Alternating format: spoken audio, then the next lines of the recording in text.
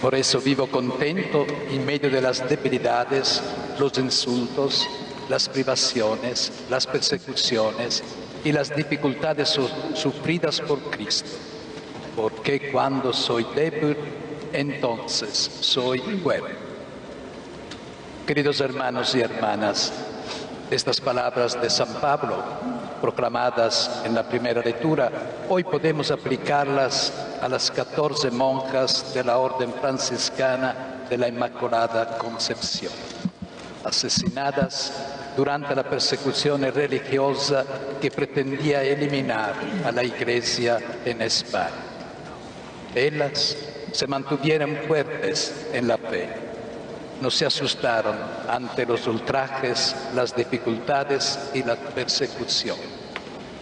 Estaban preparadas para sellar con sus vidas la verdad que profesaban con sus labios, asociando al martirio de Jesús su martirio de fe, de esperanza y de caridad. La Beata María del Carmen, en el siglo Isabel la Andía, y las 13 compañeras eran monjas de la misma familia monástica, pero de 3 monasterios diferentes: el monasterio de Madrid, el monasterio de El Pardo y el monasterio de Escalón. Todas, perseverando en su consagración a Dios, dieron sus vidas por la fe y como prueba suprema de amor. Fue precisamente la aversión a Dios y a la fe cristiana lo que determinó su martirio. De hecho, sufrieron persecución y muerte debido a su estado de vida religiosa y su total adhesión a Cristo y a la Iglesia. Sus verdugos eran milicianos que, guiados por el odio a la Iglesia católica, eran protagonistas de una persecución religiosa general y sistemática contra las personas más representativas de la comunidad católica. Las nuevas beatas tuvieron ciertamente presente la exhortación del Divino Maestro: buscad sobre todo el reino de Dios y su justicia, y todo esto se os dará por añadidura. Ellas son un ejemplo y un estímulo para todos, pero particularmente para las monjas concepcionistas y también para todas las consagradas que dedican sus vidas totalmente a la oración y a la contemplación. En esta preciosa misión orante, las religiosas de clausura están llamadas a gustar y ver qué bueno es el Señor, para así dar testimonio a todos de lo cautivador que es el amor de Dios. Por ello, 3 veces le he pedido al Señor y me ha respondido: te basta mi gracia. Estas palabras de San Pablo que acabamos de escuchar parecen inspirar los testimonios dejados por estas 14 mártires. En diferentes lugares y tiempos enfrentaron con generosidad y coraje su entrega de sacrificio al Señor. La integridad espiritual y moral de estas mujeres ha llegado hasta nosotros a través de testigos directos e indirectos y también a través de documentos. Nos impresionan profundamente los testimonios relacionados con su martirio.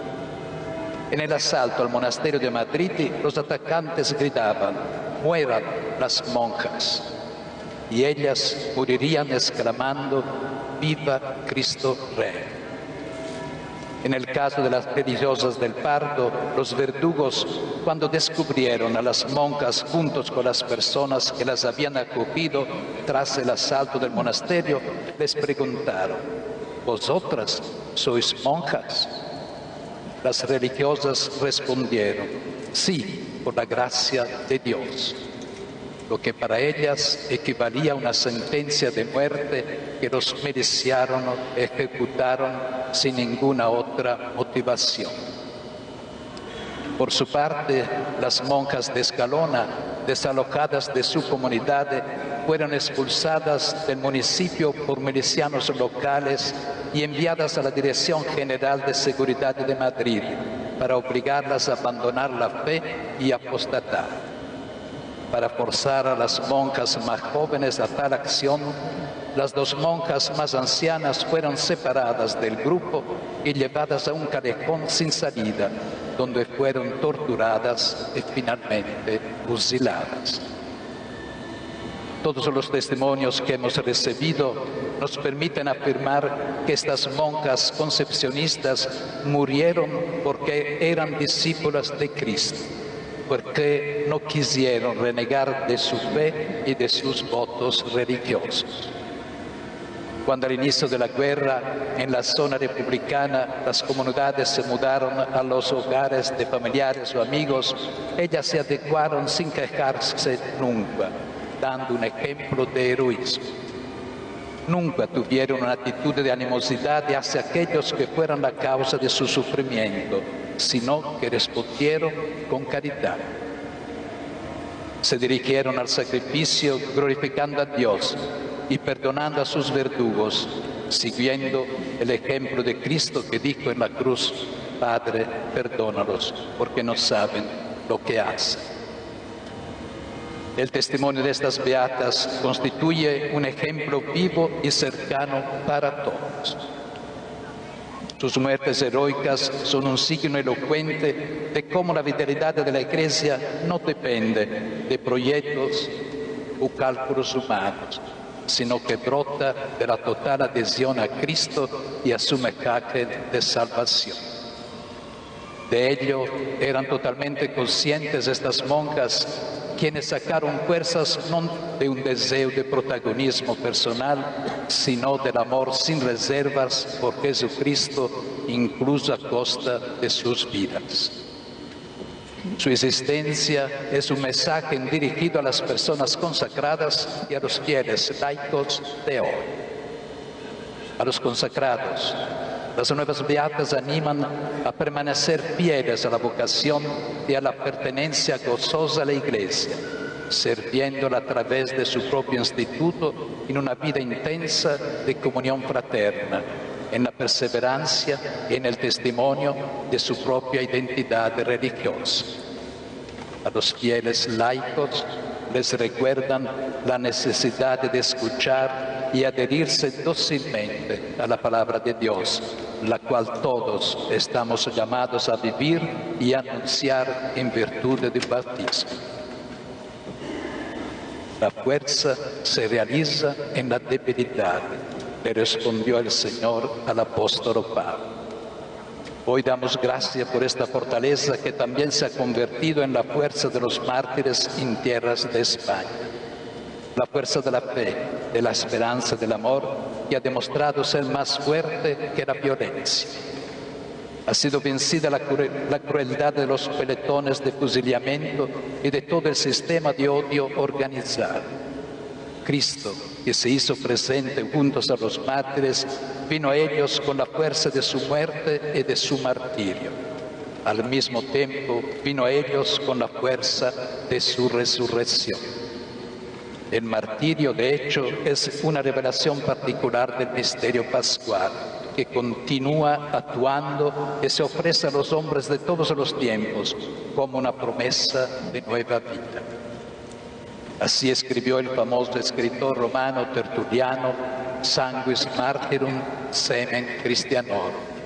La sangre de los mártires es semilla de cristiano.